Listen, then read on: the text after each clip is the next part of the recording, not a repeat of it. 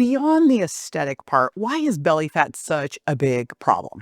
So first of all, we got two basic kinds of fat. We got subcutaneous fat, you hear that pinch and itch, and then we have this visceral fat or the vat fat. And that's really what I'm talking about here.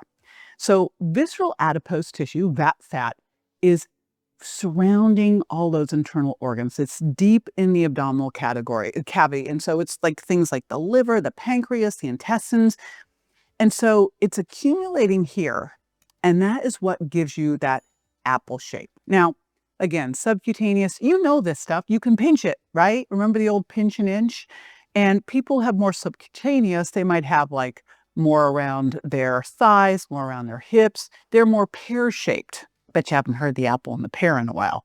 Now, the reason that vat fat is so bad is because of what it does to your overall health. First of all, bad for your metabolism, bad metabolic impact, because visceral adipose tissue is actually more metabolically active and it releases more of these inflammatory cytokines and free fatty acids into the bloodstream.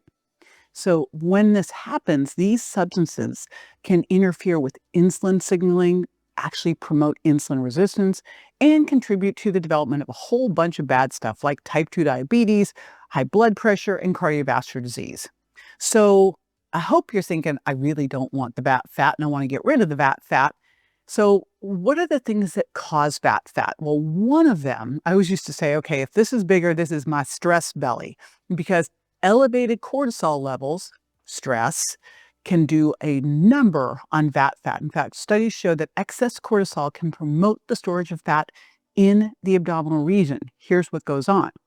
First of all, cortisol, high stress, stimulates the breakdown of muscle protein, which we never want to have happen. Then you've got these amino acids released. Then they're converted to sugar by the liver.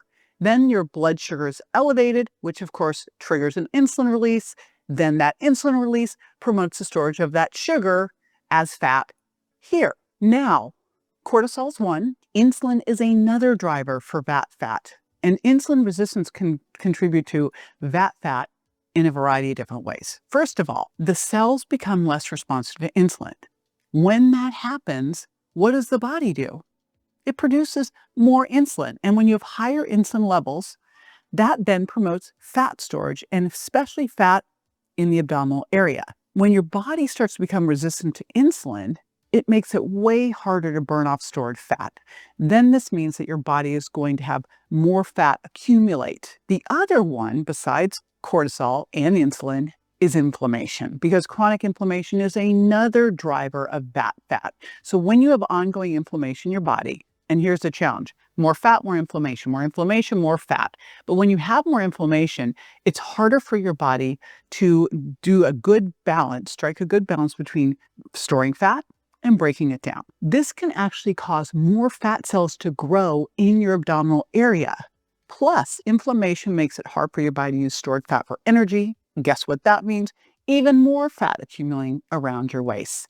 Now, when there's too much inflammation and too much belly fat, it can make it even harder for your body to then use insulin properly. So you can see how this whole thing becomes a super vicious cycle with inflammation and insulin resistance keep adding more fat here.